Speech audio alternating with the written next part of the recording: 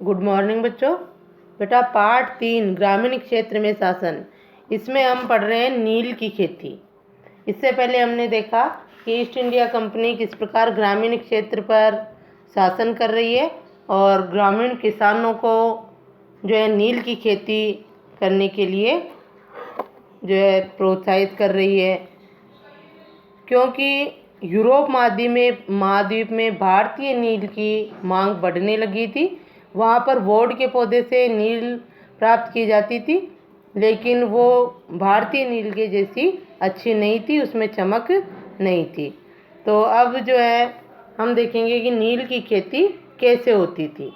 नील की खेती के दो मुख्य तरीके थे, निजी और रेती। हमने देखा निजी जो व्यवस्था थी उसमें बागान मालिक खुद अपनी ज़मीन पर नील का उत्पादन करते थे, और रेती में क्या था कि रेती व्यवस्था में बागान मालिक रेतों के साथ एक अनुबंध करते थे, कॉन्ट्रैक्ट जिसको कहते हैं, कॉन्ट्रैक्ट करते थे, और वो अपनी ज़मीन उनको भाड़े पर दे देते, किराए पे दे देते, या अपने अनुबंधों के अनुसार शर्तों पर उनको ज़मीन देते थे।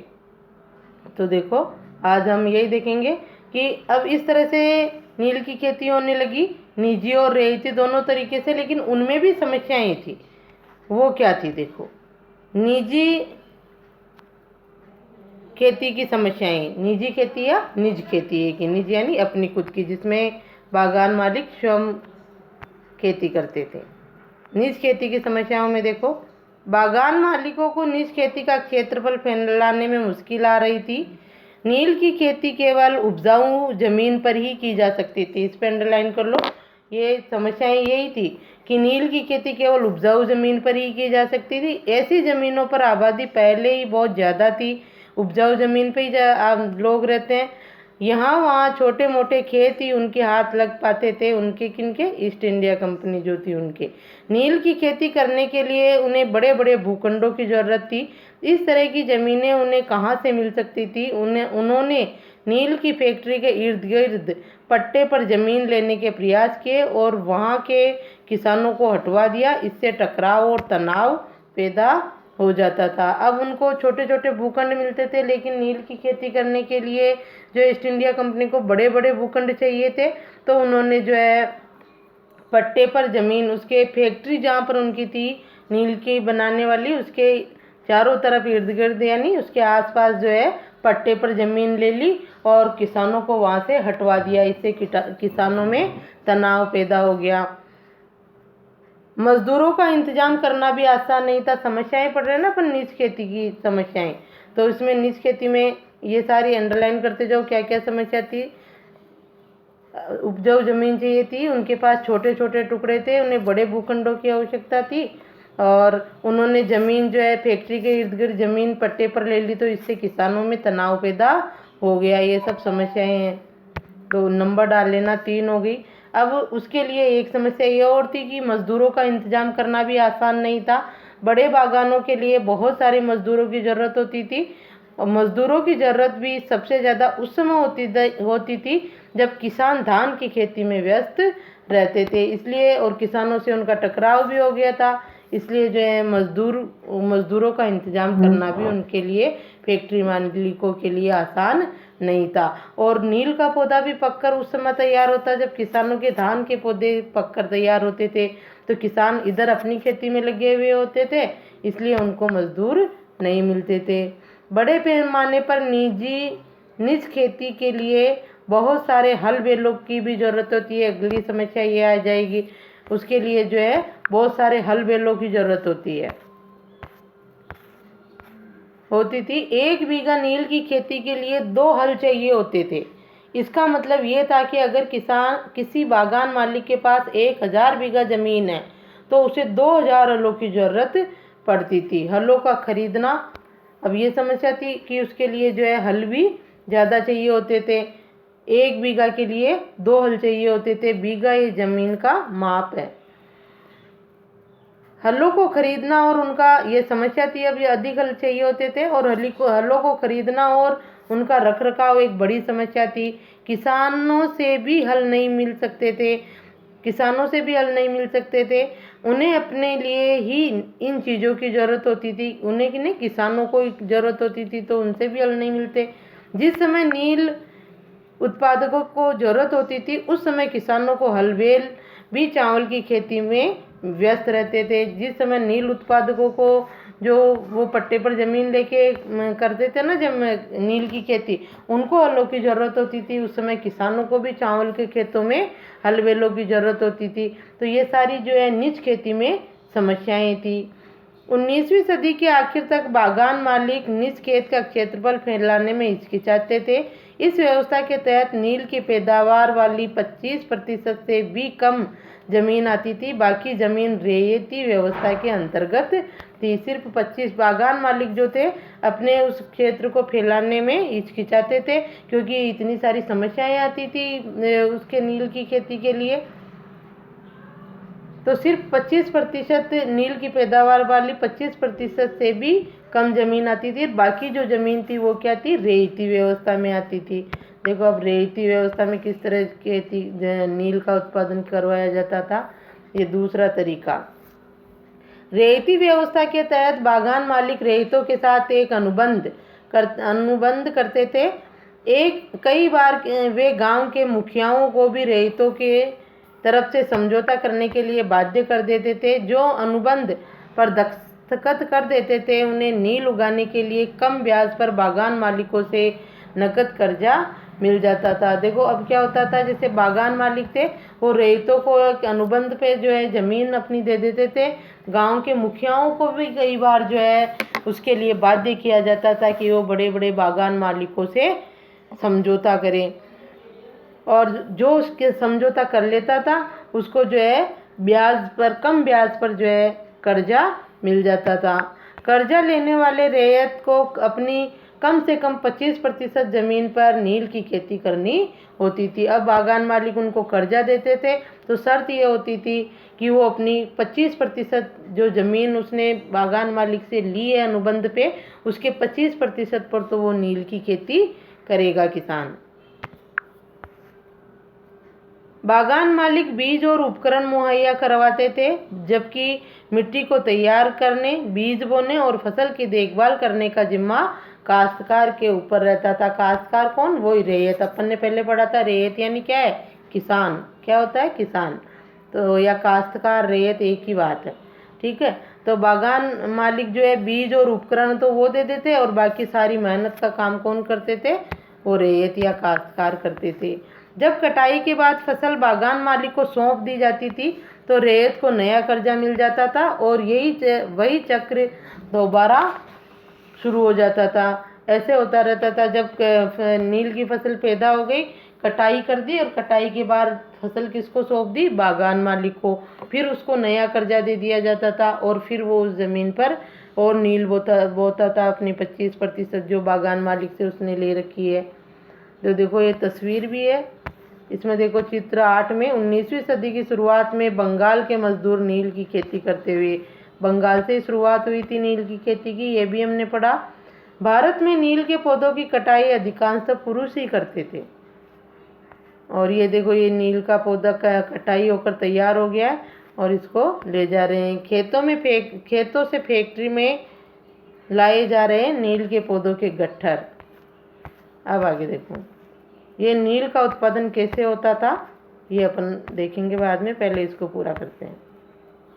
हाँ देखो वही चक्र दोबारा शुरू हो जाता था। जो किसान पहले इन कर्जों से बहुत आकर्षित थे उन्हें जल्दी समझ में आ गया कि ये व्यवस्था कितनी कठोर है।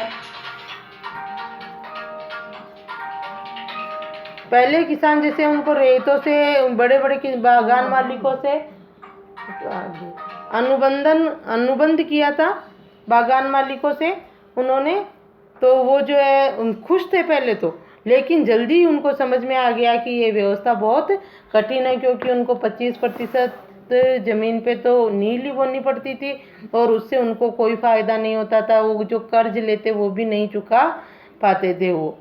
और क्या क्या समस्या थी देखो, उन्हें नील की जो कीमत मिलती थी वो बहुत कम थी और कर्जों का सिलसिला कभी ख़त्म ही नहीं होता था। ये समस्या थी उनके। पहले तो रेतों को लगा कि ये अच्छा है, लेकिन ये उनके लिए ठीक नहीं था। जो कर्ज उनको मिलता था बागान मालिकों से, वो साल मेहनत करते थे पूरे टाइम नील की खेती के लिए, लेकिन वो जो है बागान मालिक सस्ते में नील उनसे खरीद लिया करते थे, जिससे उनका कर्ज ही पूरा नहीं होता था। और वो जैसे फसल तैयार होती वो दे देते, दोबारा नया कर्जा मिल जाता उनको। इस तरह ये चक्र चलता रहता था। तो किसान कभी कर्जे से मुक्त होता ही नहीं था।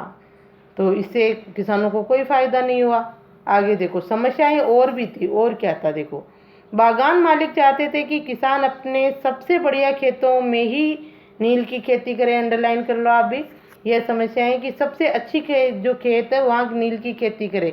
लेकिन नील के साथ परेशानी ये थी कि उसकी जड़ें बहुत गहरी होती थी और वह मिट्टी की सारी ताकत खींच लेती थी। नील की कटाई के बाद वहाँ धान की खेती नहीं की जा सकती थी।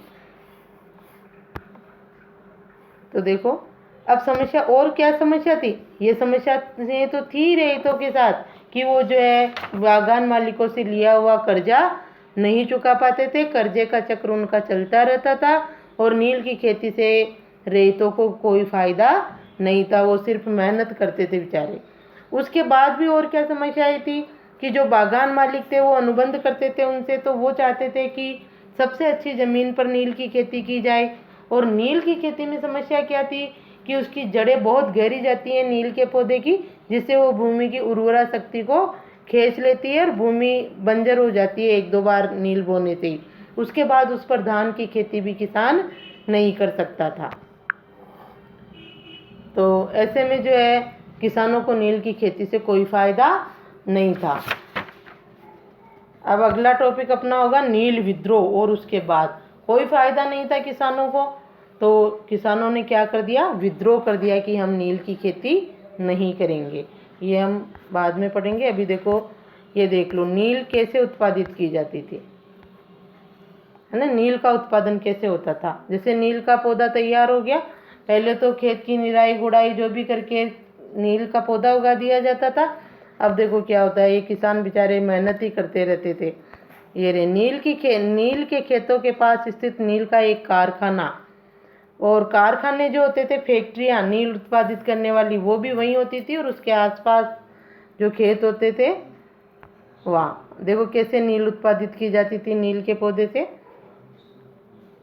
नील गांव जो वहाँ बस जाते थे फिर वो काम करने वाले लोग भी फैक्ट्री के आसपास ही, तो उसको नील गांव कहते थे। नील गांव आमतौर पर बागान मालिकों की फैक्ट्रियों के आसपास ही होते थे। कटाई के बाद नील के पौधों को कारखाने में स्थित वेटस यानी होद, बड़े बड़े होद होते थे, उनमें पहुंचाया जाता था। वो पहुंचा रहे थे ना ठेले में लाद के नील के पौधे को, वहाँ पहुंचाया जाता था। रंग बनाने के लिए 3 या 4 कुंडों की जरूरत पड़ती थी। प्रत्येक पौध का अलग काम था। नील के पौधों से पत्तियों को तोड़कर पहले एक कुंड में गर्म पानी में कई घंटों तक डुबोया जाता था। ये नील के पौधे से नील कैसे तैयार की जाती है उसका वर्णन है, और निबंधात्मक प्रश्न में पूछा भी जा सकता है आपके। तो देखो क्या, पहले होद, प्रत्येक होद का अलग काम था। होद होते थे बड़े बड़े, तो उनको जो है उन होद में गर्म पानी में नील के पौधे की पत्तियों को डुबोया जाता था कई घंटों तक। इस होद को किण्वन या स्टीपर कुंड कहा जाता था। जो होद होता था ना, पहला होद, 3-4 कुंडों की जरूरत थी। पहला होद जिसमें पत्तियां गर्म पानी में डुबोई जाती थी, उसको स्टीपर कुंड कहा जाता था। जब पौधे किण्वित हो जाते थे तो द्रव्य में बुलबुले उठने लगते थे। अब सड़ी हुई पत्तियों को निकाल दिया जाता था और द्रव्य को एक और होद में छान दिया जाता था। दूसरा होद पहले होद के ठीक नीचे होता था। अब उसको जो है कई घंटों तक गर्म पानी में भिगोने से वो जो है भाप से रेसे हो जाती थी, सड़ गल जाती थी। तब उनको जो है निचोड़ के उनको निकाल लिया जाता था और उस पानी को दूसरे ओद में छान दिया जाता था। दूसरे ओद, बीटर वॉट दूसरे ओद का नाम था, में इस गोल को लगातार हिलाया जाता था और पेडलों से खंगाला जाता था। जब ये द्रव्य हरा और उसके बाद नीला हो जाता था तो होद में चूने का पानी डाला जाता था। धीरे धीरे नील की पपड़ियाँ नीचे जम जाती थी और ऊपर साफ द्रव्य निकल जाता था। द्रव्य को छानकर अलग किया जाता था और नीचे जमी नील की गाद, नील की लुगदी को दूसरे कुंड, फिर अगला और कुंड होता था, दूसरे कुंड जिसे निथारण कुंड कहते थे, में डाल दिया जाता था। उसके बाद उसे निचोड़कर बिक्री के लिए सुखा दिया जाता था। इतनी मुश्किल से नील के पौधे से नील तैयार होती थी, काफ़ी समय लगता था। तो ये जो है पूरा वर्णन किसका है कि नील के पौधे से नील कैसे तैयार की जाती है। तो आप अपने शब्दों में लिख सकते हो इसको कि फैक्ट्रियों के आसपास नील गांव बसे होते थे और वो नील के पौधे को फैक्ट्री तक पहुंचाते थे। वहाँ 3-4 हौद होते थे। पहले हौद में जो है गर्म पानी में नील की पत्तियों को डाला जाता था, वो सड़ गल जाती थी, तब उनको निकाल कर उस पानी को दूसरे हौद में छान लिया जाता था और फिर उसको लगातार जो है हिलाया जाता था।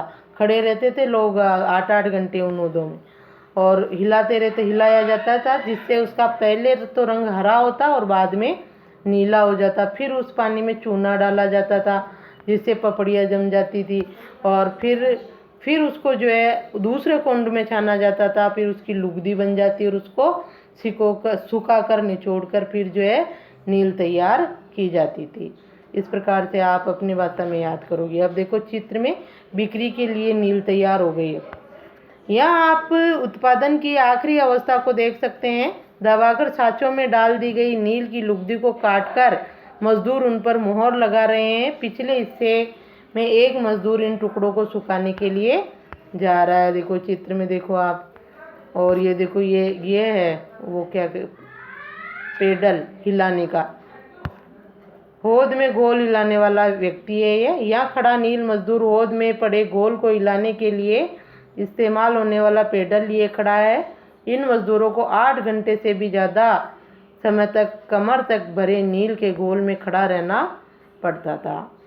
तो बड़ी मुश्किल से नील पैदा करते थे ये, और बाद में उस नील को बहुत कम कीमत में ईस्ट इंडिया कंपनी खरीद लेती थी, जिससे इनको किसानों को और इतनी मेहनत करने वाले लोगों को कोई लाभ नहीं होता था।